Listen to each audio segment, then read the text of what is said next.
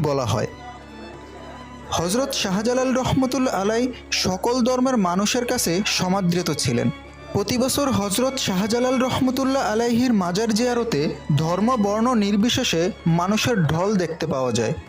হজরত শাহজালাল রহমতুল্লাহ আলাইহির আধ্যাত্মিক শক্তির পরিচয় পেয়ে হজরত নিজামুদ্দিন আউলিয়া তাকে সাদরে গ্রহণ করেন।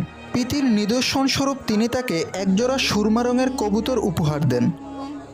সিলেট ও তার আশেপাশের অঞ্চলে বর্তমানে যে সুরমা রঙের কবুতর দেখতে পাওয়া যায় তা ওই কপুজ্জবলের বংশধর এবং জালালি কবুতর নামে পরিচিত।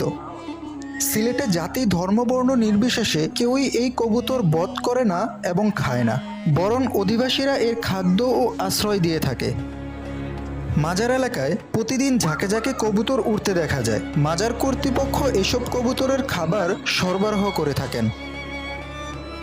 মাজারের পূর্ব দিকে একতলা ঘরের ভিতর